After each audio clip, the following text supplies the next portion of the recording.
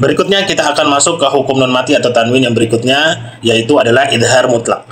Idhar secara bahasa artinya adalah menjelaskan atau menampakkan. Mutlak artinya adalah tidak terikat dengan tempat atau sebab tertentu. Secara istilah tajwid, idhar mutlak adalah nun sukun atau tanwin yang dibaca dengan jelas tanpa adanya gunnah atau suara yang masuk ke dalam hidung, tanpa juga idgham ketika bertemu dengan huruf ya atau wawu, tetapi hanya dalam 4 kata tertentu dalam Al-Quran.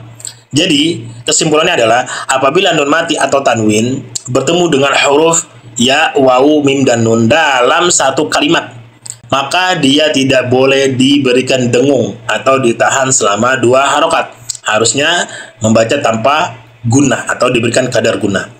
Contoh kalimatnya adalah dunya, bunyanun, qinwanun, sinwanun. Perhatikan kalimat dunia, ada nun mati bertemu dengan huruf ya dalam satu kalimat, maka dibacanya dunya, dunya.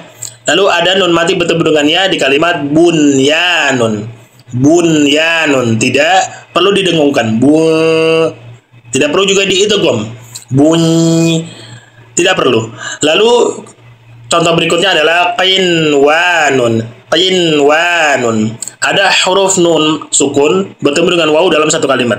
Kalimatnya adalah qinwanun, maka tidak perlu diikhfakan atau didengungkan. Yang terakhir adalah sinwanun, apabila nun mati bertemu dengan wawu dalam satu kalimat.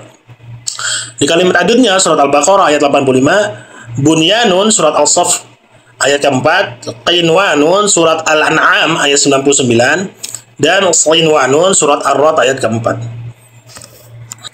Setidaknya ada 3 alasan mengapa disebut mutlak.